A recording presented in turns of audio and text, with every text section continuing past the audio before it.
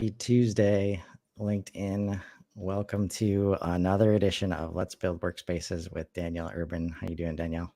Good, thanks. How are you? I am fantastic. The week of unboxing, the week of recaps, the week of all of the post inbound stuff. Thanks for having a workspace themed show so I that know. we can check out Sales Workspace for the first time. It also makes it really easy to come up with topics because there are so many new things happening all the time. So many new Yeah, things. yeah. And I think especially after, inbound and AI and all the agents, the agents need a place to work, ironically. Uh, and so many of the features before, like the updates that dropped right before inbound were felt like quality of life or admin data model stuff. hmm And it's feels like what else could they work on now except for going hard on all these workspaces to kind Yeah, of bring everything together and help people use all these quality of life improvements in AI and all that stuff. yeah, definitely. I've loved the post inbound chatter on LinkedIn. I watched the Monday morning recap that Kyle and Max do.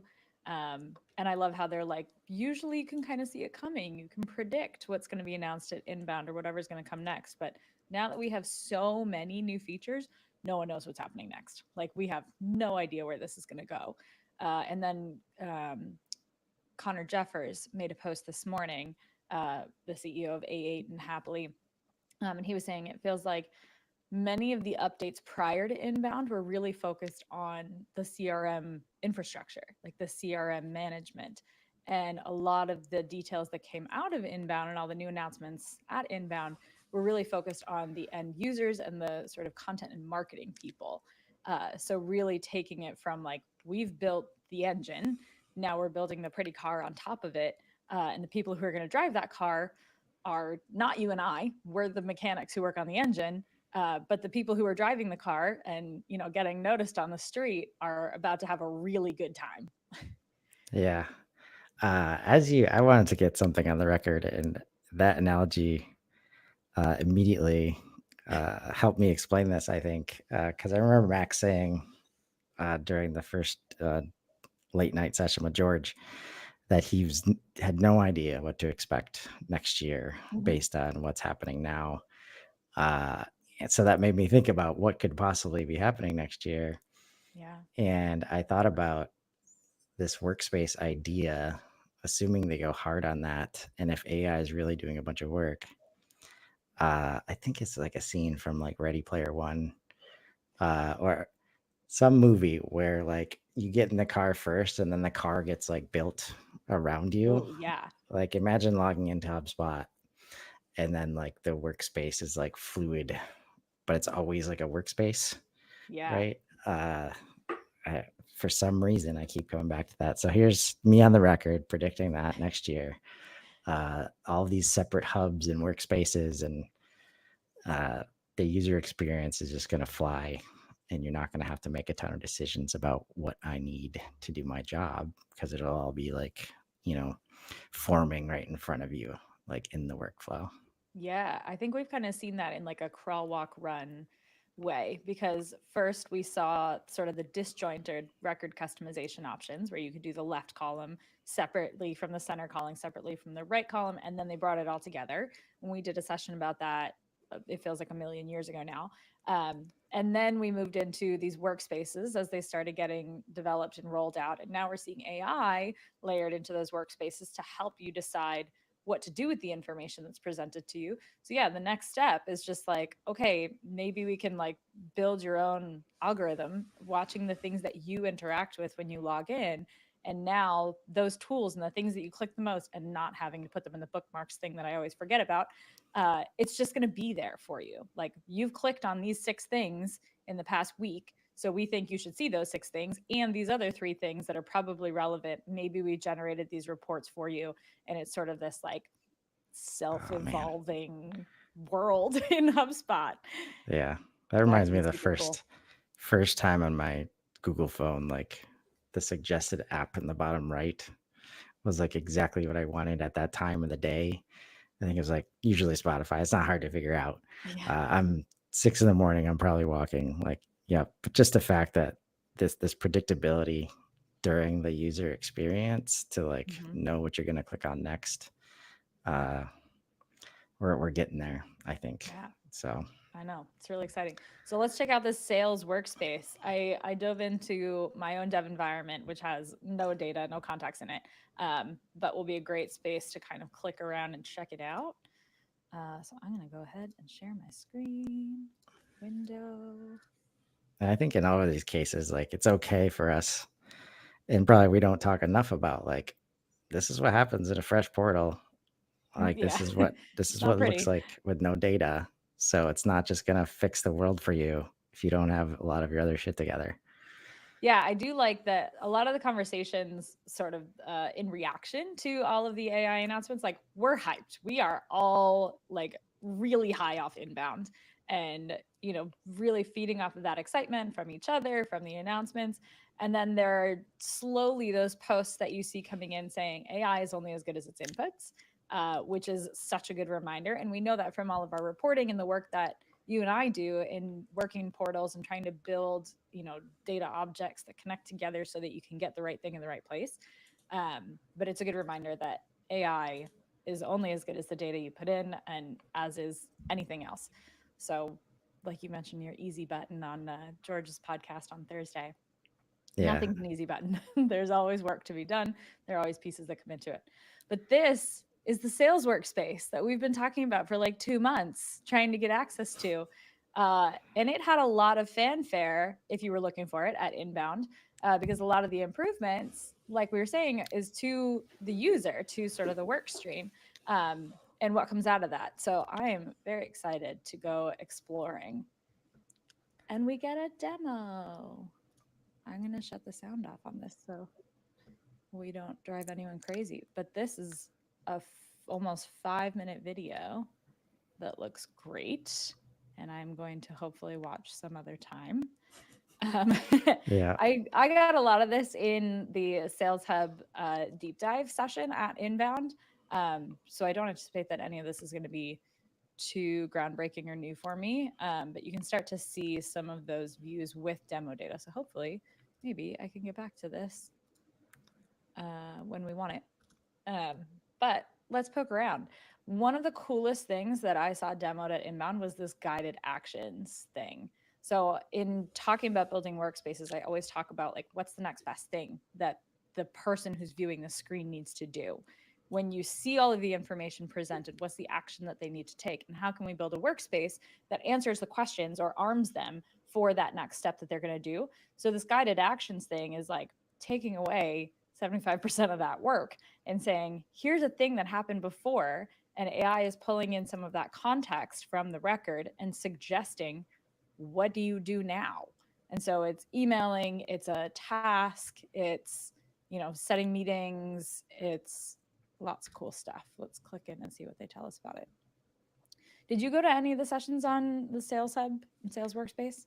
I did not. One of my main changes this year was not going to a ton of sessions and making time to, talk to people that work for HubSpot, HubSpot customers, partners, all that stuff. So that was a lot of fun. Yeah, I did that last year and it was great. And so this year I swung the other direction and got into all the sessions and meetups that I possibly could. And next year in San Francisco, I'll probably swing the other way. We can just keep trading off. Yeah. And so, like, for any, if you're ever asking a question about whether or not you should go to inbound, like, it's definitely a choose your own adventure. And if you go, like, there's just so many ways to get value, like, from going to that event. Yeah, definitely. I'm loving these tooltip intros. I think, especially with these new workspaces where it's like curated to be action oriented, you need to know what's going into it. We keep saying this, but it's only as good as the underlying data. So if you understand how these things are being presented to you or why you're seeing it in a certain way, I think these tooltips can help you get some of that context. And then this other one that looks a little more permanent, the purple ones are kind of the intro tour that you can turn off. As you see, don't show these hints. But this one is just like the tooltips that they present throughout the platform that can help you click in. That's how I got into this Sales Workspace beta overview. So it's cool that this is kind of the written guide in the same way that you have these purple tooltips. Yep. Um, yeah. So here's our summary. We've got leads coming into play. We've talked a lot about leads, and how to set up your system so that you can use leads, how they fit together, how you can customize them, which our next session should probably be talking about the new record customization tools, um, where you can customize the various sort of windows that slide in and pop up. Yes. Yep. Because I saw that someone was asking a question about it, and I was like, I've never seen that before. That's new. So very exciting, because that was one of my top complaints about leads, was that you couldn't customize the properties that you see in a lead window. You could only pull in the About Us from a contact view. So now that you can customize that, and you can customize like everything wherever it pops in, um, that'll be fun to explore and try another day. Yeah. And Um, I think like just to kind of put all of this in perspective, the reason we're going to this kind of modularized, can we figure out exactly what you want, approach to user experience. Like we've been getting this stuff for a long time personally. And depending on which systems you use, it just like even the PlayStation 5 that I use as primarily like my media, hub at home, like just added a new page that's like my page, and I can, mix and match the different modules or news.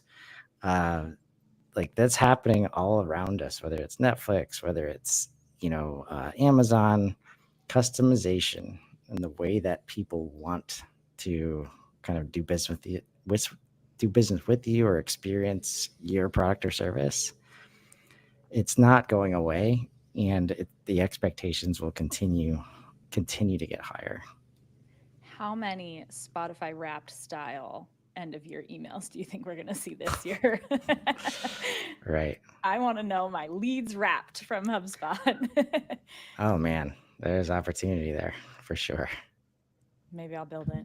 Or we could just build dashboards appropriately. That would be effective. um, but I do like, so it's tough to tell in this demo portal because I have nothing in here, but I'm the only user. I do wonder if you can view kind of that top level. So that was one of my complaints when leads rolled out, was that you couldn't see sort of the admin view. You couldn't get the top down 30,000-foot view of what was happening in the leads object. I think it's less important here in the sales workspace because this is truly a workspace. Like it's meant to be curated. And like you're saying, those dashboards and reports is where we should build to the admin needs. And a lot of that is accessible with the custom reporting. You can build on so many different objects. Thank you, HubSpot PMs, for giving us all of those objects to reference in the custom report builder. I'm so happy to see forms in there these days. It Um, looks like it looks like the Let's Build 2.0 is available if you can we want jump into to that one for jump some into it. extra data? Yeah, All right, let me stop sharing for 1 because second. I And think one of the biggest deals, like moving from prospecting workspace to sales workspace, is deals, being seen right next to Mhm. everything else, like really bringing everything together. I think the Yeah, first like prospecting was definitely like, mm, we need to introduce leads in a yeah. way that's not going to wreck everybody's brains. I They mean, did their calling it best leads they kind of could. did, but Yeah, they did their best they could. It still like kind of didn't work, but it made it possible to continue on your day without ever touching, the prospecting workspace. yeah, Now it's, a different ball game. yeah. All right. Thanks for having some leads assigned to you in Let's Build 2.0. Yeah. So now we Thanks, can thanks, see what Max, for that the we can see what that looks like. event happily thing that we did back in May, where we easily imported all the leads from this fake event. Yeah. Look, and it says Orca event follow up, even though it's Yep. not called Orca anymore. Yep.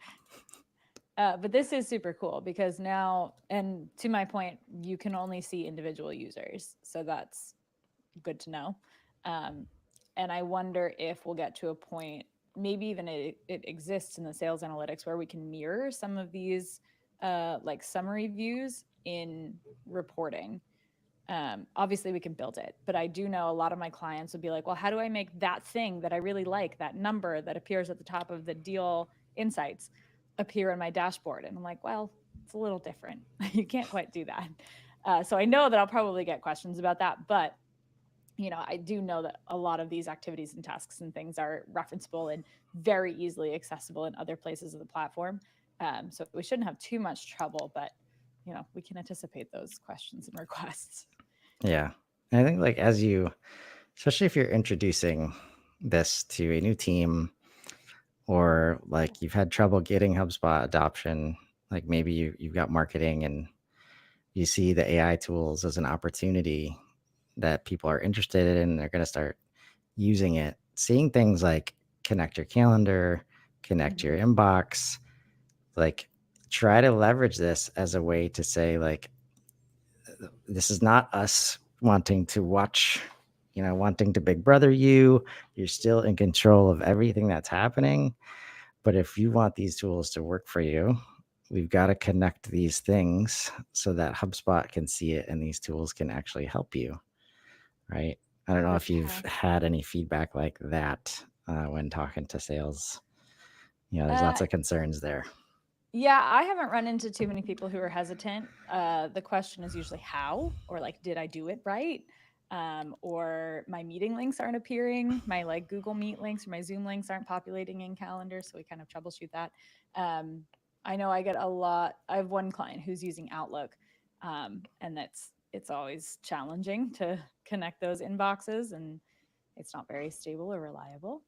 Yeah, Uh, I think the main thing with calendar specifically, it's yeah. like because I've dealt with this, just simple meeting links. Like just because somebody has a meeting link and they can schedule whenever they want doesn't mean you're going to get surprised, by meetings, and doesn't mean you can't, decline them or manage them effectively. It's just another way to, engage them in a way like that should tell you anything. First of all, spam for scheduling meetings is not nearly a risk that Very people low. think it is usually. Yeah. Um, but otherwise, like it's another way to convert people and like continuing the conversation. It's just like any other meeting that would get scheduled. It doesn't mean you're not talking. You can't talk to the person at all, Hmm. before the next meeting, right? And Yeah. this kind of workspace and view will make it even harder or easier, I should say, to understand the schedule, understand what needs to happen, and how some of these automations around you, like if you can give up some control over how this stuff works, it will empower you to do some pretty amazing things at this point. Yeah, the task that I was working on immediately before we started this live stream was trying to get emails, multi step forms, and workflows and tickets and deals to all work together to help my client streamline their onboarding platform. I've talked about this client a bunch, but they have a software and a hardware component that they need to get set up before the customer can actually use it. And so they need inputs from the customer to be able to set up the software and configure the hardware. And then they need to walk them through it once they receive it. So I just created a meeting link for them that had a minimum buffer of 7 days, and I might even bump that out. And I put that link at the end of the form because now you can customize that thank you page to be so wonderful, and all of those steps and branching. Which we should revisit another time. I have some feelings now that I'm trying to use it in real life. But being able to sort of set that up where it's like, here's your intake piece for the software component. Here's what we need from you to get the hardware component out. Here's what we need from you to keep this moving forward. And I can lay that out so clearly and like get the branding in there, get them hyped up about this new thing that they're about to use, and serve the needs of our team to get all of those pieces built by the various members of the company that need information to get it sent out. So it's like a deal gets closed, we send out the email, we alert somebody, we create the tickets. Like, I'm so excited for this workflow. It's going to be really cool. That's But awesome. anyways, if they didn't have their calendar connected, I wouldn't be able to create that piece of the puzzle that actually takes a lot of work off their plates for chasing people down, because the Right. meeting type is set and I can check, is there this meeting type set, at least one day out? And if not, then remind them to get that that text. Not everybody clicks the link, of course. But it's such a key piece of being able to simplify that process and take work, automate that work instead of expecting the team members to take care of it. Yeah. And That's you my make a good tangent. point there. Like, not everybody's going to click it, but some people will, right? Some Hopefully. people are going to email you. Some people are going to call, like text, even hit you on Mhm. LinkedIn. This is just like another tool in the toolbox that helps. Like, if you can save time anywhere at all right now, you should be all over it. As long as that thing is not removing your expertise or your humanity or like the relationship management piece. Mhm. We can't remove that stuff, right? But Yep. if you're still hanging on to like sending a meeting invite, like, we need to chat. We need to chat. You're making your life unnecessarily hard. Yes. But anyway, let's go back to unboxing our workspace here. This is so I think we kind of got lost in conversation there. But the clicks that I did here were coming back to the guided actions, looking at prospecting related. We've got this new contacts have been assigned to you. Um, I would be very interested to see how leads show up as compared to contacts in this guided actions view. Because especially if you're moving your processes over to focus on leads as the like incoming action object, I should hope that this looks a little bit differently, or maybe we can kind of filter out these contact pieces so that we're not like double dipping on a new lead has been created and a new contact has been assigned to you, so that the action can happen in the place where we want it to happen. But when you click into this, if you click work contacts individually, you get this new view. Like this is something we haven't really seen anywhere else. This is truly custom to the sales workspace experience. Um, and I like that you can kind of click through here. It keeps this little to-do doc open on the left as you move through whatever it is that you want to do. So I would have to assume that this new center column thing that's actually just kind of a bigger version of the left side column on a contact record is customizable in that new customizing experience. But this can give you a lot of context. And then you've got these tabs. As we know, you can add additional tabs, which could be really helpful for however this fits into your workflow. If it's, a lead follow up or an event follow up, you could build a, recent events tab or something like that to help people work it individually. If we wanted to go do things in the sequence experience, let's see what happens there. We don't have any sequences, but um, it looks like you could just enroll them with a couple clicks. So if you know that there are a handful of contacts coming in from a single place, you could bulk enroll them. That concerns me a little bit because typically you have contacts and leads coming in from lots of different places. Um, Even on a small team, I know when I was a team of one, like you've got PPC running in the background, you've got digital events, you've got live events, and they're all kind of happening and pulling people in at different times, um, or even at the same time, but they're sort of all running at the same time.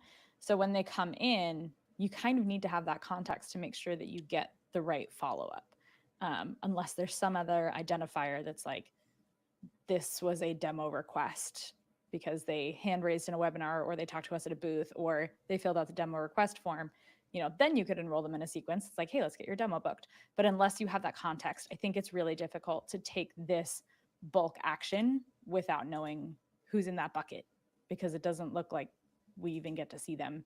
You might maybe on the next screen if we had a sequence here to check off. Um, but that action concerns me a little bit from the marketing operations point of view.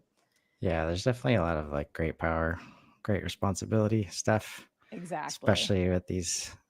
And it looks like we'll have to, the prospecting agent is a private beta that I just clicked on. Cool. So we won't be able to touch that today. It's probably good. We'll save another session for just the AI stuff. All the agents. I did see a demo of that in one of the Sales Hub deep dives or the Spotlight stage or something. Um, and there's like one little switch that's kind of the magic switch to let it run on its own or approve everything that goes out. But it will write the emails for you. It will queue them up, and then you can just hit go on each one, which is definitely the way that I would prefer to do it. But if you're super confident in your AI agent, then you can just set it up and watch it go. But yeah, clicking back around, we've got our lead views, which again, if you're moving your processes over to leads, there are some great things to click in here, like having all of this filtering. This index view here is awesome. Um, we've seen this index view in the prospecting workspace, and when you're playing around with the leads object. So this should look pretty familiar. And then this view, when you click on this and it opens on the right side, this was where my complaining began, but we now have a solution to be able to customize this and what appears here to take action. So that's leads. Then you've got deals. It's interesting to me. So in the summary, it said you have a new contact assigned to you. You don't really see any reference to contacts here or even companies. So if you're doing like an ABM motion, I did see the filter when I clicked into that one by one follow up in the guided action. There's a filter there for ABM target companies, but otherwise, I'm not really seeing companies referenced. Maybe you could do some filtering in the leads view. I don't see like a quick filter here though. There's definitely like some target account tagging that you There it can is. see Yeah. in places when there are target accounts. Mm-hmm. So I kind of like that if I'm thinking out loud.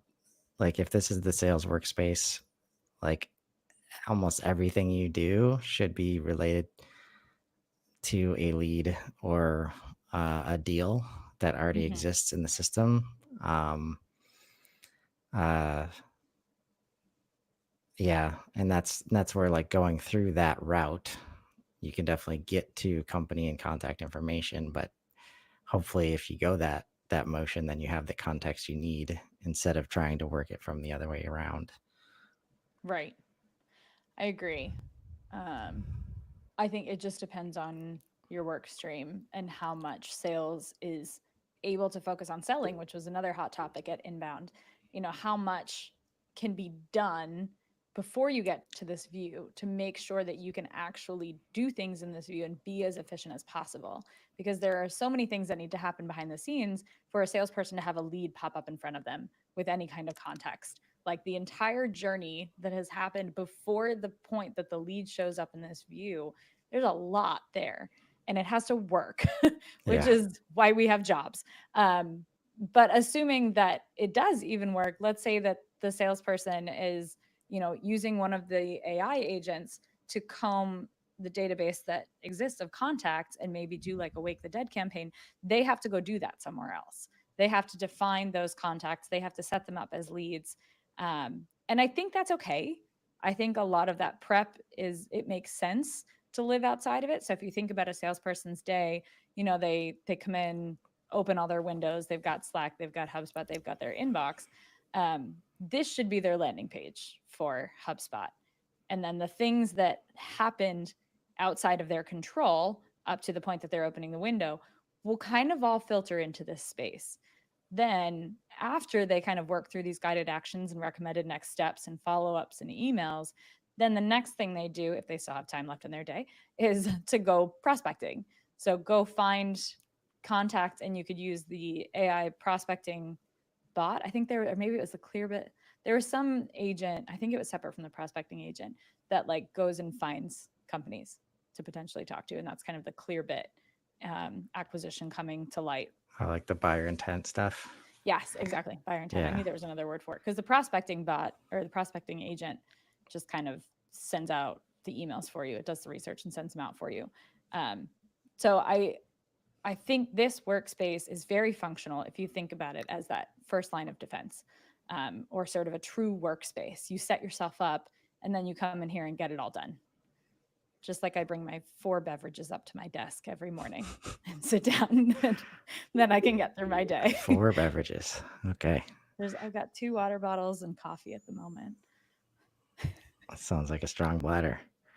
Um, yeah, so I think you're right, and that's where it's again like trying to create the space really like for the most focused teams, it's basically this space. Like if you're a salesperson, don't do anything else unless something in this workspace is triggering you, to do that thing. Like, and this is where it's challenging, or will be challenging for teams, especially if you haven't used a leads object yet. It's like the handoff between, marketing and sales, like defining what a lead is and when. Mm-hmm. Like if the leads, if it comes in as an MQL, heaven forbid, or it's something that's not ready for sales because they just signed up for a webinar, Mm-hmm. that's where this workspace creates a great opportunity for creating a boundary Mm-hmm. and, hopefully creating some accountability. Like, no, it's not in your workspace for a reason. It doesn't Right. matter that they show up to the webinar. Please do not do outreach. Right. Right. As we start thinking about which signals created, which activity, and trying to really hone in on what are the activities that our sales team is really bringing the most value to the pipeline and the revenue, Mm-hmm. like creating organization like this instead of saying like, okay, everybody owns these company records. Just go ahead and like, that's how you start Do your your day, is by thing. looking at Yeah. company records. Like you're not going to get the help that you need from all these suggested activities. And it's just like the most unintentional way to start like doing work. And if we can remove Right. that stuff, that's how we spend more time selling. Yeah. I've created some filtered views for clients and called that like the sales home base. So have like a company filtered view where, the last contacted date is more than a month ago, last activity date is within the last month, and sort of piece together that prioritized list. I like it because I can start to understand everything that's behind it. Um, but from like an action oriented workflow, it doesn't give them much context. You can't see what they did, you can't see why it matters. Right. Yeah. And that's where like we saw them go this way with like the target accounts Mm-hmm. view. And now we're here at this deal view where you get the context of like this open deal, like the more stuff showing up on the left sidebar, right? Like we just saw in leads too, like Yeah. giving this context without having to scroll through these long, middle columns or side columns, or like being able to put them together, the way that we want, is really what's going to take this to the, okay, I'm a sales guy and I don't need to go anywhere else in HubSpot. I trust that all the things that I need to do are going to be ready for me here. I'm going to be able to see the data. I'm going to be able to trust the data. Mm, I'm going to be able to trust AI to tell me what I, as the veteran sales guy, should do next. Right. We've got a yeah. ways to go there. But Yeah. those people, those early adopters, are the ones that, instead of managing 10 sales in a day, that manage 100 sales in Yeah. a day. Right.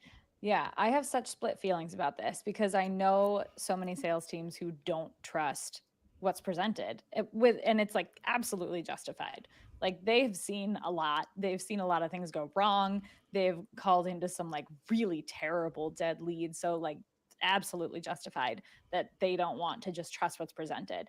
But on the flip side to that, from my ops perspective, it's kind of like, I know we can get there. And if we can just present just enough context to prove that it's worth it and that this, walled garden that we're dropping them into is the right place to be, then everybody gets way more efficient. You're following up on the leads that matter. You're not wasting your time kind of digging through everything that's in HubSpot.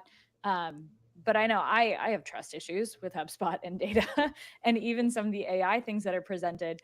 One of the things I really like, let me see if we can click into it there. Yeah, so I love this view, this little pop out that tells you why the score is what it is in like the most compact, concise way. Like if you're questioning any of this, great, click into it, figure it out, see what's happening. But these AI scores, and the context that's presented around them are so cool. Like it's so excited because I've built so many scores. I'm a huge proponent of scores. I love them, but everyone's like, well, why is this score like -20? And you basically have to go back into, this is, 2 versions ago, but you had to go back into the score builder and test the contact and figure out where the pluses and minuses happen in that like property editing view that was so awful. And so now we've got the new lead score builder that is a lot more comprehensive, and you can see a lot more context in that. But this view, keeping it in your work stream and having it presented to you and showing why that score changed, never mind the fact that this score was like auto generated by AI. I think it's really great that you can get this little bit of information that gives you a massive amount of context to be able to trust it and actually take action. Yeah, no, that's well said. Uh, and like, where in general, where did the trust issues come from? It's marketing, trying to do a little too much or not knowing enough or whatever. Now it's not marketing anymore. It's a robot, and as long as everybody's agreed on data and specifics, again, we still need to share definitions of what is a lead, what is a deal, Right. when does it move stages, so that we're all making sure the data's right. Mm-hmm. But when we do that now, this stuff uh, is just going to be so powerful, right? And then Yeah. we kind of, yeah, I wasn't even thinking about that. Like, are we that close to sales and marketing alignment just because we're removing, some of the handoffs and some of the engagement between the There's two? such bonding and a common enemy. I If it's know. us against the machine, then maybe Right. That maybe we can too. make That too. progress. Yeah. Um, yeah, there's so much to unpack here for sure. Uh, and we'll definitely put together, so we'll connect some stuff, because the schedule and the ability to click a meeting to prepare, or click a button to prepare for meetings, and Hmm. is some really powerful stuff, um, that we'll definitely do around two, as it relates to all the AI functionality. Yeah. But I mean, it's without the AI, right? Still doing a lot here, Yeah. right? Yeah. But it can only do it if you update your processes, start using the leads object. Um, Insights are only insightful if it's working, if data exists, right? Uh, so a lot to be gained here. Um, I don't know, any takeaways before we leave everyone today. The like TLDR for me still is make sure your data is clean, make sure that those definitions are, well established and well communicated so that you can take full advantage of the tools that are in front of you because they are really cool. And that just gave me an idea, because I think that's, again, we're gonna hit on that every show. Yeah. I'm starting to learn the habit of, like, if you don't know how, just ask the AI. Like, Mhm. so next time, if we remember, we're gonna open up Copilot and say, what are some good lead stages look like? What are some good definitions of leads and of deal stages? Like, all that stuff, having it in here, Mhm. like, there's no excuses anymore. Like, Right. if you want this to get better, if you want to do your job better, it's all right here. And if you have HubSpot already, there's literally zero excuses. Like, it's on you to take advantage of this tool. Yeah. Um, Is this public beta now? It was private beta for a while, but I think post inbound it might be a public beta, the sales workspace. yeah, I think it's public, but not sure.